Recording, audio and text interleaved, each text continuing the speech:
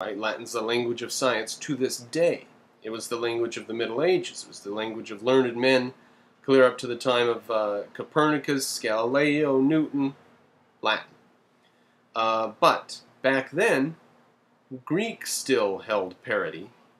Greek was actually the learned language, and Latin was convenient because everyone spoke it, but Greek was the real deal. So they had equal number of philologists, but the Greeks had more rhetors. Quote, 1 chair of philosophy was endowed, and 2 chairs of jurisprudence. Thus the Greek language had 2 more chairs than the Latin, and this fact may be cited as marking a stage in the official Greekization of the eastern half of the Roman Empire. Just one stage. Now, ultimately, as you may know, we reacquired the Greek texts. We reacquired Plato and Aristotle, mainly. Aristotle's the important one, wasn't he? We reacquired those texts from Islam and from Averroes, who was a North African scholar. And it was Albertus Magnus, Albert the Great, who made a trip down to North Africa sometime in the 1200s and get a book called Aristotle's Children for a little bit more about that. He went down and brought back a bunch of writings, and one of Albert the Great's students, Albert Magnus's students, one of his most important student for sure, was Thomas Aquinas. So, Islamic civilization in the East, which was in constant contact with Constantinople and the Byzantine Empire. Islamic civilization held, preserved, incubated Greek thought throughout the Dark Ages in Europe. And we see right there, Constantinople took Greece and Greek to be the more important culture. Close to parity, but just like I said, this is a beginning stage in the Greekization of their culture. Now we go to Ottoman Empire and Islamic Tradition by Norman Itzkowitz, page number 4. Now we skip a lot in the narrative here because now we know something about Constantinople. I'm going to move on to the Seljuk Turks. And I'm going to be spending more than the person donated for the videos, which is fine because someone else donated something that can contribute to it. So we are skipping material here. We're skipping to the point where Islam has come into the scene, which didn't come into the scene until the 600s AD.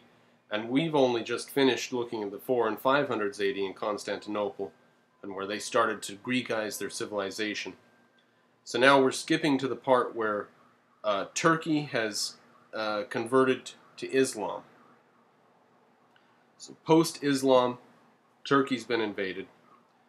Quote, once converted to Islam, the Turks began a southward expansion across the river under the leadership of the Seljuk family. And this is where the Seljuk Turks get their name.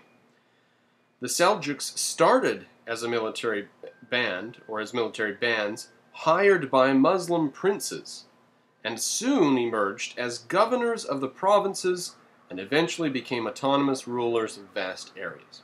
I pause there for a second. That's very clear that is similar, it's obviously similar to the Roman experience with the Germans.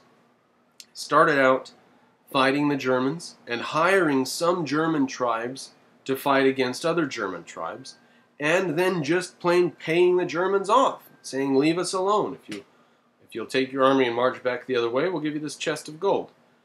And eventually, a German sat on the throne in Rome. They actually sacked the city. So, interesting that the Seljuks started out being paid military bands and ended up being massive rulers of large areas. A person or an empire would be wise not to underestimate their enemy and the bloodthirstiness of their enemy. In fact, we can see it here with the Seljuk Turks, with the Germans and Rome, and you can see it with the Greeks, disorganized as they were, and the vast, massive Persian Empire, which seemed to a lot of people especially people in Persia, seemed that they were more civilized than the Greeks. The Greeks were scattered city-states fighting amongst themselves all the time, and Persia was a massive, massive empire. And Persia knocked twice at the doors of Greece, and then the Greeks destroyed Persia. And Rome knocked at the doors of the Vandals, or the Germanic tribes, and after 400 years of fighting about it, they were sacked by the Germans. And it remains to be seen what happens today in the modern age with Islam. But hopefully we'll learn something from history and not underestimate the intent and the viciousness of our opponents. So, and yes, unfortunately we do have to compare ourselves, the United States of America and Western civilization, to Persia, and Islam to the Greeks, so it's really a very poor comparison, very inexact. But that's the problem with metaphor. After overrunning Persia in the 1000s, Isfahan fell in 1043. The Seljuks struck out in a westerly direction. Persia fell clear back in the 280, 320 to Alexander the Great, around 300 BC, fell again later on to these Muslims. Of course, totally different Persian empires. So they went out in a westerly direction now. So Persia today is Iran, so they've conquered that. Now what's west of them? Under the leadership of the Tugrul Beg, Tughrulbeg, they thrust themselves into the settled centers of classical high Islam. Baghdad, the seat of the caliphate, fell in 1055. So the seat of the caliphate fell to a militarized band of Muslims who had just taken Persia and Isfahan. This was then a bit of a civil war within Islam.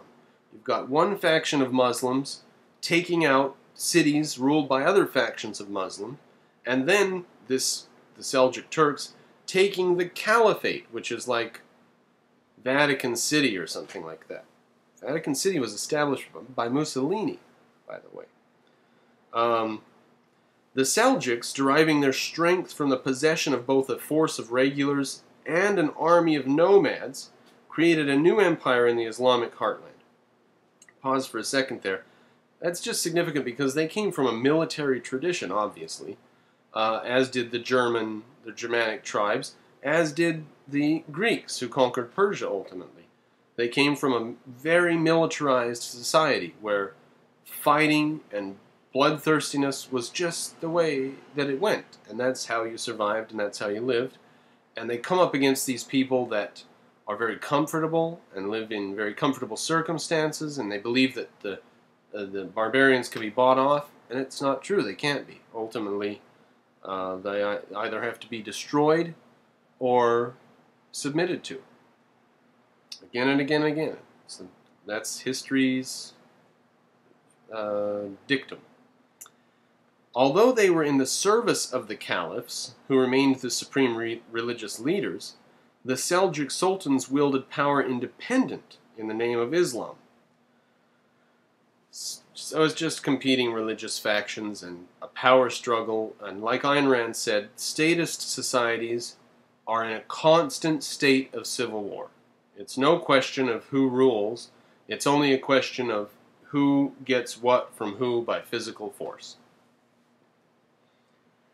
Soon the conquerors themselves were conquered by the Persian Islamic traditions of their new homeland. Again, a rerun from history. Always when civilizations clash, the more sophisticated one spills over into the less sophisticated one. And it doesn't matter who wins the clash. If the less sophisticated wins and takes over, their culture changes and they adapt to the more sophisticated. Like, for example, Rome conquered Greece and then proceeded to try to learn everything Greek. Whereas Greece conquered Persia and then brought their culture into Persia.